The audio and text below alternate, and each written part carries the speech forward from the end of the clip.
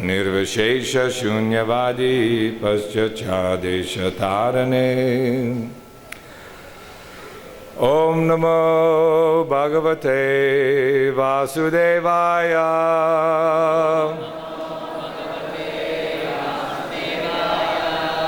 Om Namo Bhagavate Vasudevaya.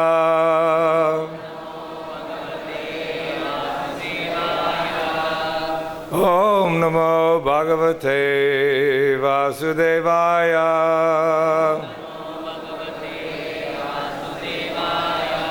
Narayanam namaskritya narang chaiva narottamam devam saraswatim vyasam tato jayam udirayet nasta prayesha bhadreshu nityang bhagavata sevaya bhagavad uttama shloke bhaktir bhavati naishtaki.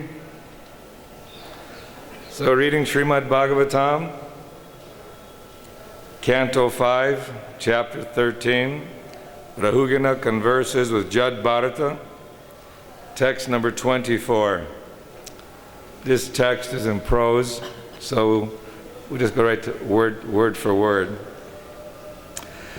Shri Shuka Uvacha. Shri Shukadev Goswami said, Iti evam,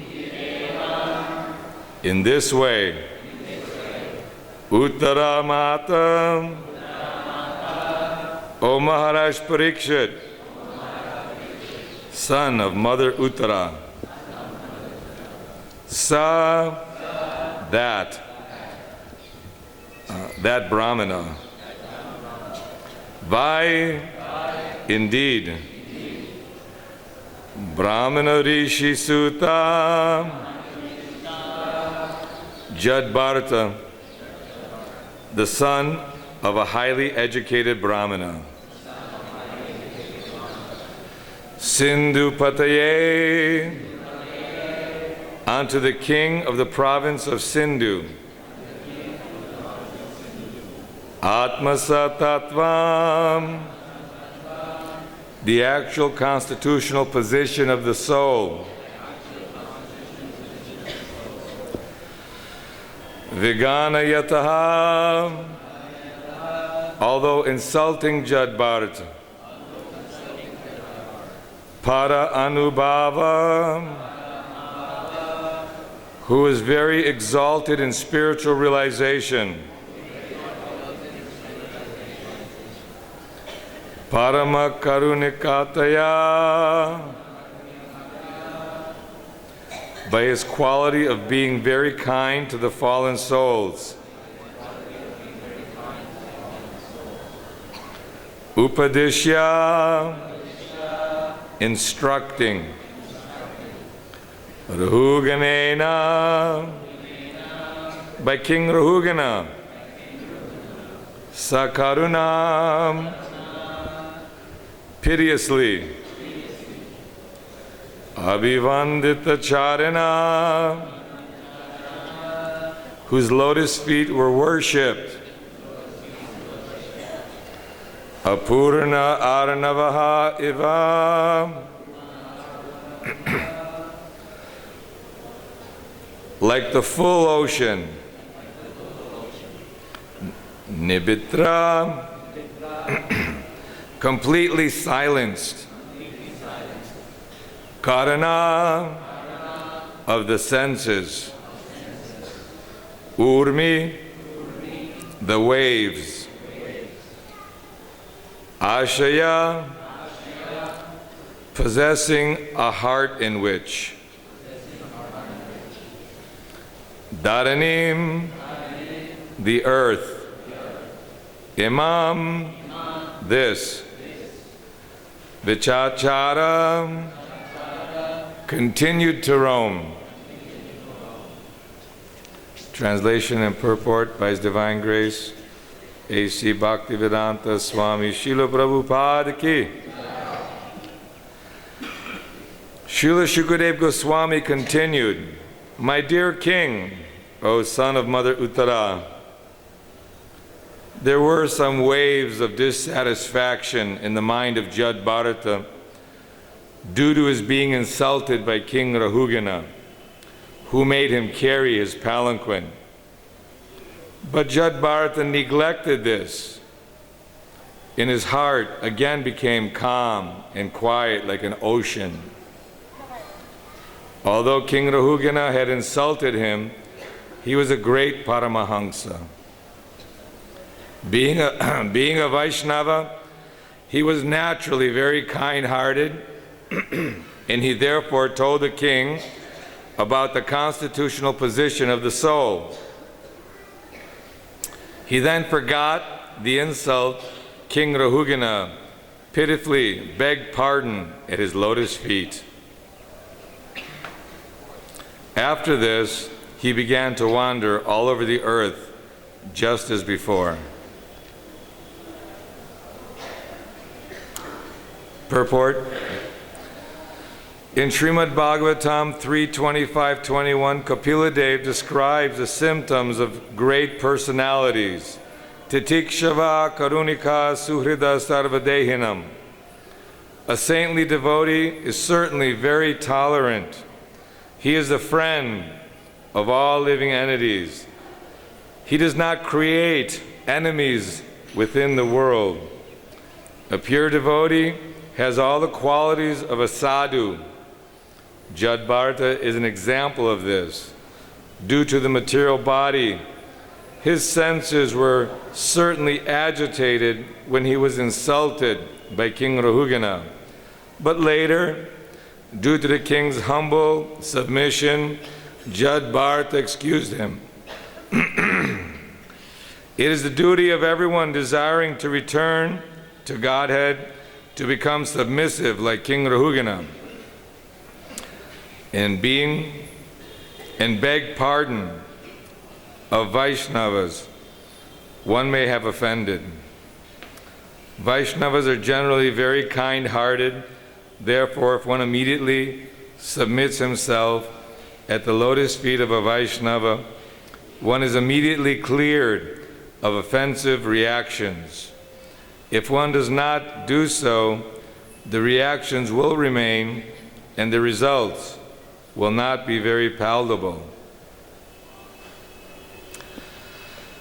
Om Jnana Timarandasya Jnananjana Shalakaya Chakshurun Militam Jena Tasmai Shri Guruve Namaha Shri Chaitanya Manobhishtang Stapitang Jena Bhutale Swayam Rupa Kadamayam Dadati Swapadantikam Vanchakalpatarubhyascha Kripa Sindhubhyeva cha Patitanam Pavanebhyo Vaishnavebhyo Namo Namaha. Jai Shri Krishna Chaitanya Prabhu Nityananda Shri Advaita Gadadhar Shivasadi Gaura Bhakta Vrindam. Hare Krishna Krishna Krishna Hare Hare Hare Rama Rama Rama Hare Hare. Translation. Sri Shukadeva Goswami said, "My dear king, O son of Mother Uttara, there were some waves of dissatisfaction in the mind of Jad Bharata due to his being insulted by King Rahugana, who made him carry his palanquin. But Jad Bharata neglected this, and his heart again became calm and quiet like an ocean. Although King Rahugana had insulted him, he was a great Paramahamsa. Being a Vaishnava, he was naturally very kind-hearted, and he therefore told the king about the constitutional position of the soul. He then forgot the insult because King Rahugana pitifully begged pardon at his lotus feet. After this, he began to wander all over the earth just as before." So we're hearing about the magnanimous qualities of Jad Bharata, that although he was insulted by King Rahugana, actually made him work like a slave, carry the palanquin, and insulted him with many harsh words, calling him a fool and joking with him in so many ways, like I see that you're very weak and incompetent.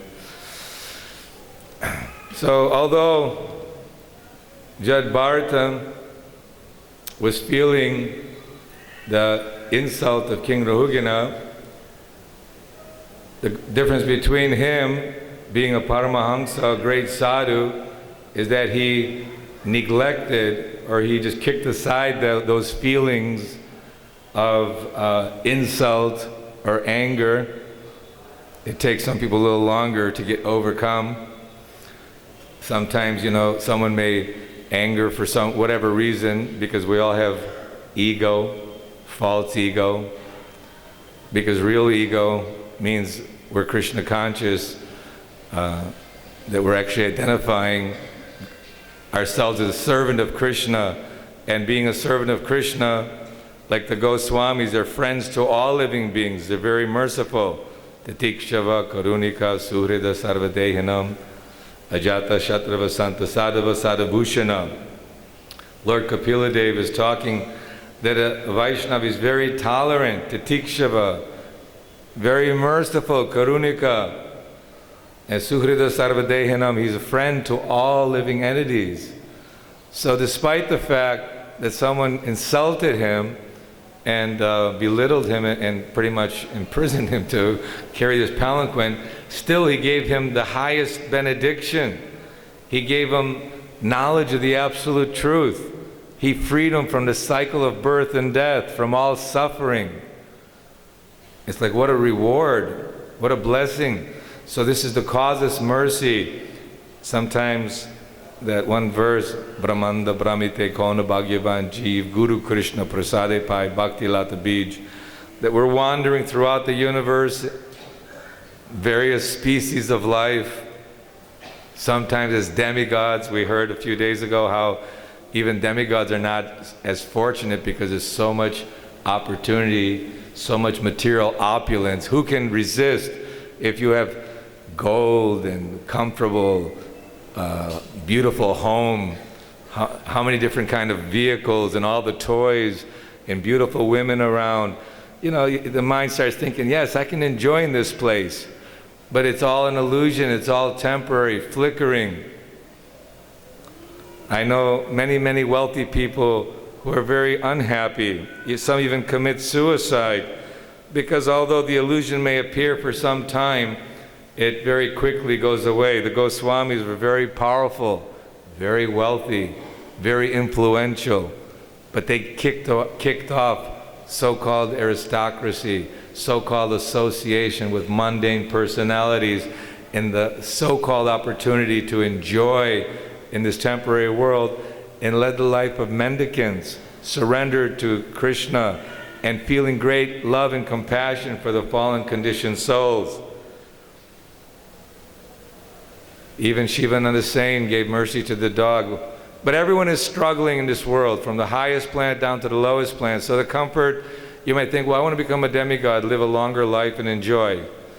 It's all temporary, and ultimately it's a place of death.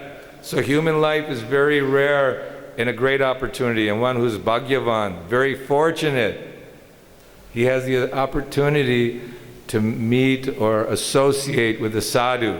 So Prabhupada very much emphasized, Prabhupada said that on my first meeting with my Guru Maharaj, Srila Bhaktisiddhanta Saraswati, he enthused and empowered, he surcharged me with the desire to spread the message of Chaitanya Mahaprabhu. So all alone practically, traveled all over the world. The term Jagat Guru actually applies to Srila Prabhupada, because he is actually giving his blessing, his mercy. And who of us are qualified? Maybe due to karma daivana trena, some of us are fortunate to take birth as a human being, and not only that, but have the very rare opportunity. What's the example given? That you're drowning in the ocean, and someone throws you a very nice life preserver, and as you're drowning, you pop up, and your head pops up through this life preserver. You think, miraculously, how did this happen? I'm in the ocean, I'm drowning. Who could have possibly thrown me a life preserver to save my life? And this is the rare opportunity. So we're in this age, Kali Yuga, but a very short time ago, Chaitanya Mahaprabhu, Lord Nityananda, Advaita Acharya, Haridas Thakur, they came. Bhaktivinoda Thakur sings that, how long will you sleep in the lap of ignorance, of illusion? We're all sleeping in ignorance and illusion, thinking there is some happiness in this world. But the entire chapter was dedicated to give Rahugana the understanding that, okay, you might be a merchant, many merchants, they go to the forest to get some cheap items to sell for a profit.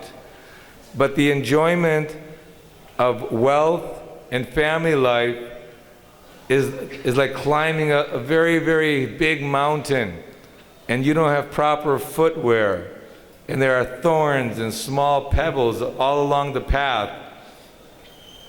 So the entire process is one of struggle. And although there are many allegorical descriptions, stories told by Jad Bharata to Rahugana, so many chapters have been dedicated to hear the instructions of a pure devotee, because we're all a bunch of Rahuganas, you know, ready to insult others, very envious. These are our ornaments. Like at Christmas time, people decorate the tree with many glittering things. So we have also ornaments of lust, anger, greed, envy. We can't help it. We're born in this world that way because of ultimately leaving Krishna. We left the spiritual world and for some reason, wanting to enjoy separately from Krishna, we find ourselves in so many very compromised positions. All night long you hear the dogs fighting for territory. You come in my neighborhood and I'm going to rip your ears off and bite your back. And you see all the battle scars if you see some of the dogs here. And the monkeys, they're fighting. Prabhupada said they look like sadhus, like renunciants, but they're only thinking of how to enjoy sex life and jumping from tree to tree. So unfortunately, due to this age of Kali Yuga, people, when they become frustrated, they take shelter of other personalities who have a cheating mentality. It's very rare to find a pure devotee in a sadhu. We're not here to criticize others, and everyone obviously thinks that their process is the best. The Hindus think that the Christians think, the Muslims think, and the Hare Krishnas think, you know. So everyone thinks that they have the best process. But the proof is in the tasting.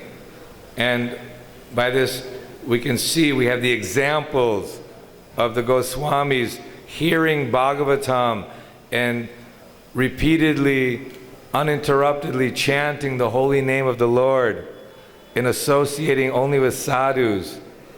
Was it Raghunath Bhatta Raghunath, who did not want to hear the criticism of others?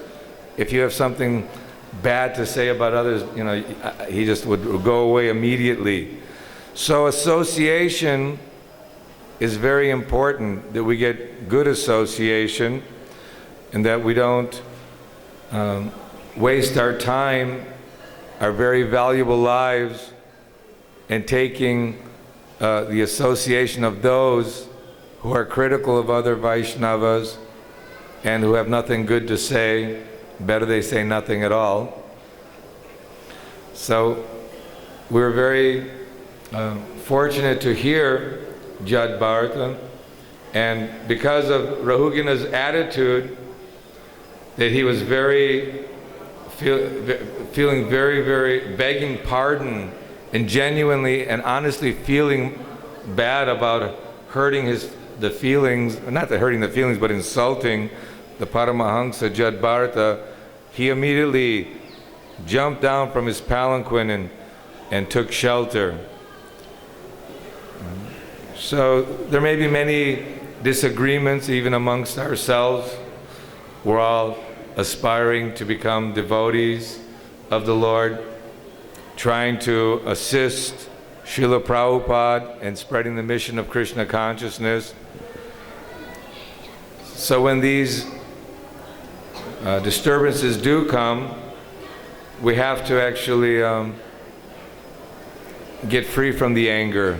I remember a couple of days back I was angry because of managerial activities, and Gopal Krishna Maharaj says, okay, we'll wait till tomorrow, let you cool down a little bit.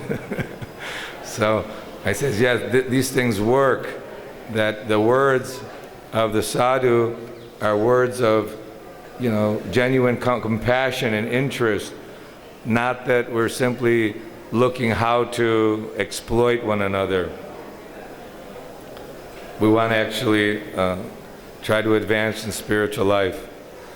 So material existence is difficult, we all know, and despite the fact that we hear about it, we read about it, still again and again the illusion covers us, this maya, that hope that there is some enjoyment, the hope that there is something in this world. What is everyone doing in this world? They're working very, very hard to take care of the family. They're trying to acquire wealth. They want to buy, you know, a big house, fancy car. What did Janis Joplin say? Oh Lord, won't you buy me a Mercedes-Benz? And it's like we pray to God that you give me a material opulence and this will make me happy. It's just like the story of the elderly lady carrying a big bundle on her shoulders, and somehow that bundle falls down, and she was praying, God, now what am I going to do?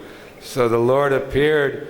How can I give you some take a benediction? Yes, please help me bring this bundle back on my shoulders. So we should not pray that, oh, give me good family, give me wealth, because these things are actually the ropes, the gunas, the ropes that keep us bound to this repetition of birth and death, samsara. We're wandering in this forest of samsara. It's burning. We're suffering. Not only that, they say there are many covered wells. The grass is covering the well, so we don't see it. We don't see how is it that my enthusiasm for making money and wanting to take care of family and enjoy life, how is that bad?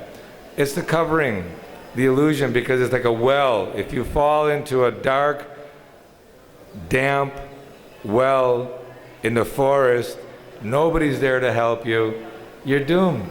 You're simply going to struggle and die. But devotee life is one of joy and happiness. Raja Vidya Raja Guyam Pavitram Idam Uttamam Prakshavam Garam Dhamyam Shushukam Kartumavyayam. It's probably longer than that. I cut it short.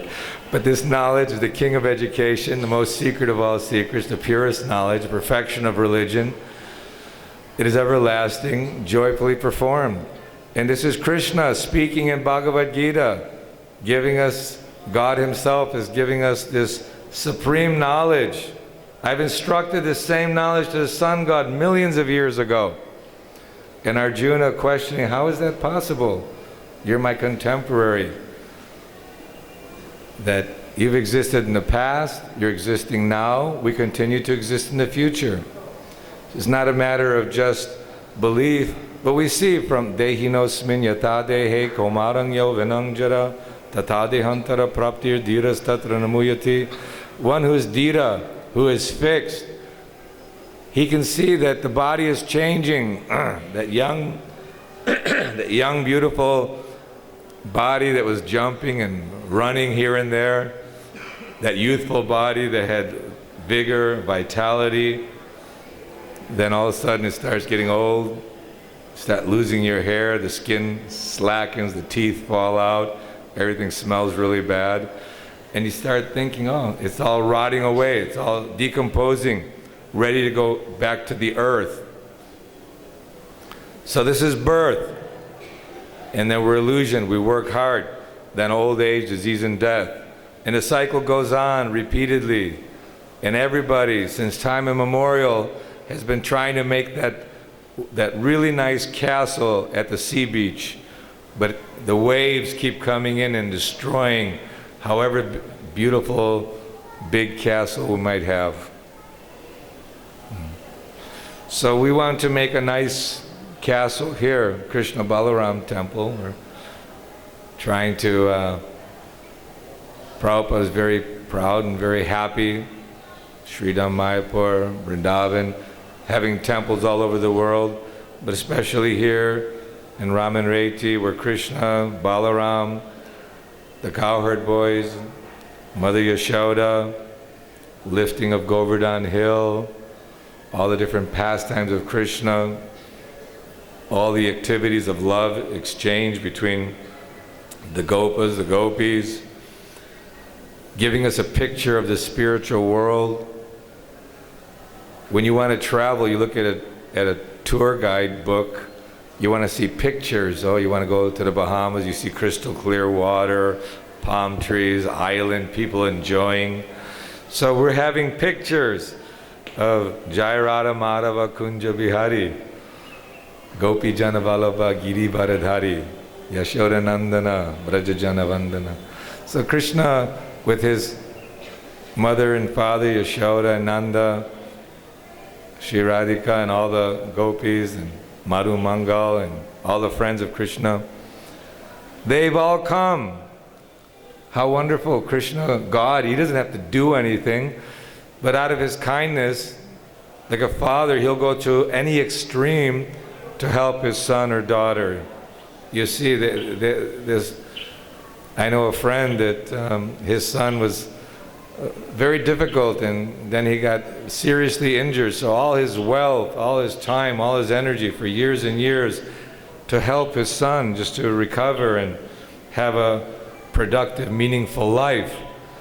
So Krishna wants that we have a productive, meaningful life. He sees us suffering. He sees that our broken bones and we're embarrassed by this encasement of the three modes of material water: earth, water, fire, air, ether, mind, no intelligence and ego. Because by this process of bhakti, of devotional service, we'll gain intelligence.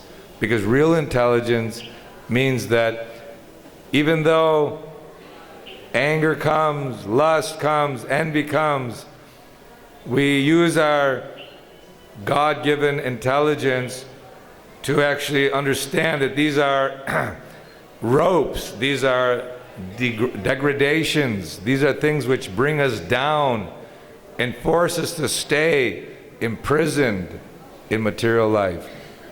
Whereas this tolerance, compassion, love, feeling to give help to others, if you have that, what motivated Srila Prabhupada? His intense love for his Guru Maharaj, his realization to assist the Goswamis, Rupa Goswami's mission of spreading Chaitanya Mahaprabhu's message, this jnana vairagya, because of cultivating knowledge and understanding and being blessed by his guru, he developed natural vairagya, detachment. He was not interested in just taking care of his so-called family duties, nation duties. When first asked by his first meeting with Srila Bhaktisiddhanta Saraswati, "You're nice, young, intelligent boys, you should preach the mission of Chaitanya Mahaprabhu." So Srila Prabhupada said, I gave the argument, no, we are a subjugated country, we are controlled by the British, we should join Gandhi's movement for freedom. He said, this will go on, but this is temporary, this is not the importance, this is on the bodily platform. Maybe not in those words, Srila Bhaktisiddhanta was very expert, but exactly what he said captured the heart of Srila Prabhupada. So just imagine that one meeting changed all of our lives.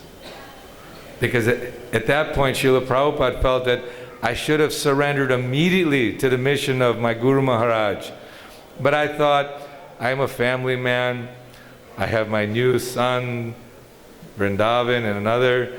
And I have a business because he was getting established in the chemical industry and had good opportunity to be very successful. So just see the Leela of the Lord's associates, how they come here, born in a Vaishnava family. Father instructed him, gave guidance, play mridanga, and always prayed for the blessings of Srimati Radharani that my son may become a preacher and deliver the message of the Lord. And then showing, like all of us, maybe we went to school, got married, had children, business opportunities, or pursuing some ideas and hopes and dreams that will become successful. And then how meeting the sadhu, meeting a pure devotee, sadhu sangha sarva shastra koi, lavamatra sadhu sangha sarva siddhi hoy. All perfection was achieved by a moment's association.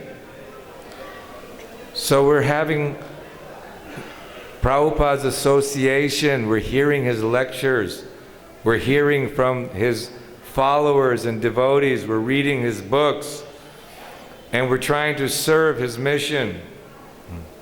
So this is sadhu sangha. So Srila Prabhupada, by this moment's association, he gave up everything in this world, renounced, took sannyas, took shelter of Rupa Goswami, Radha Damodar temple, fully understood, assimilated all the Vedic knowledge, although pure devotee, whatever Veda Vyas, Krishna Dvaipayana Vyasadev, incarnation of God. God is always helping, sending messages. So Srila Prabhupada, in the same way, took all the essence of Vedic literature, Śrīmad Bhāgavatam, Bhagavad Gita, all the teachings, and boiled it down, condensed it, made it sweeter and sweeter and sweeter, and delivered it to us in a very assimilable way, a way that we can actually understand. Not only that, tailor-made a morning program. We heard the other day how Prabhupada, when he first came to Boston Harbor, he thought, when I tell, Prabhupada was telling a story that some duke or some big personality was asking one of his godbrothers that, can you make me a brahmana? He said, yes, we can make you a brahmana. All you have to do is give up this intoxication, meat eating, illicit sex and gambling. Yeah, impossible, he said, impossible, it cannot be done. So Prabhupada was thinking in his mind that here I'm coming to this country, very degraded country, where everything is about sex, everything's about intoxication, and on the bodily platform. When I tell them that you have to give these things up, they'll say, go back home, go back to India, we don't want to hear about it. So Srila Prabhupada was very tolerant. He had to endure so much struggle associating with people who are very crazy, degraded, drunkards, dirty, and uncultured, beastly personalities. But still, he was cooking and instructing and guiding, taking somebody by the hand and taking them back home, back to the spiritual kingdom. So this is how Rahugana was very fortunate by Jad Bharata. And this is how we're also very fortunate by Srila Prabhupada's mercy and having the most fabulous opportunity of being in Vrindavan Dham and trying to take association of devotees, associating with devotees, taking prasadam together, sitting and chanting together. We have so many festivals, isn't it? And you can see how devotees beautifully decorate the temple, and devotees are so enthusiastic to sing and dance and make a huge, colorful display of prasadam offering offerings for the Lord. Not thinking that we're going to enjoy the remnants, but somehow the Lord does give us so much mercy and so much facility. So this should be the mood. Follow in the footsteps of Srila Prabhupada. Take this message of Krishna consciousness and try to distribute to others. We have our famous Christmas marathon, or I guess it was something coined in America because at Christmas time is a time of giving, and so the devotees and all the temples would downsize the activities, and the pujaris and the cooks would take on extra responsibility so to free up other members so they can all go out and distribute Śrīmad Bhāgavatam, Bhagavad Gita, Back to Godhead magazines. And we see the enthusiasm of the devotees here as well. They're sitting here, sitting there, and we have many people overly enthusiastic and approaching everybody with books. Because this is the symptom of a devotee. He's kind. He wants to give. He wants to give Krishna to others because this gives pleasure to the Guru. And by giving pleasure to the Guru, then human life is complete. Tad vigyanartam sagurum eva vigachet samatpani srotriyam brahmanishtam. The Guru is one who has seen the absolute truth. He's fixed, he's solid. And human life is meant to approach such a personality. Otherwise, we're wasting the human life. We're wasting time. And anyone who wants to achieve anything in life, whether musically, artistically, you have to dedicate a lot of time, a lot of energy. You have to be very systematic and hardworking. Then you become accomplished and people appreciate, oh, so good. Of course, some people are naturally better than others.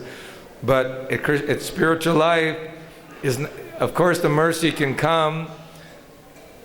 Is also often or sometimes described as someone who has not gone through high school or university is awarded an honorary degree, but that's a rarity. It's not that it's a common activity. So we should not think that, okay, I don't have to get up early and chant my rounds and read and control my senses because, I'll get the causeless mercy of my Guru Maharaj. Yeah, we get that causeless mercy. But the sun is shining for everyone, but if we're staying, cuddled up in a shady place, then we think, I'm not getting any sunshine. Yeah, we got to crawl out of our hole, and you got to come out to the sunshine. So the sunshine means devotional service, that we have to enthusiastically, voluntarily come forward and serve. Not that we look for ways to cut corners and avoid. Mataji. Hare Krishna, Bhagavad class, huh? So we should not avoid the opportunity to serve. We should serve very nicely. And this is very pleasing to Prabhupada, very pleasing to Srimati Radharani, Shri Shri Gauranitai, Krishna Balaram, and we make our life successful in that way. So we have a few minutes if someone has any questions, comments, or corrections.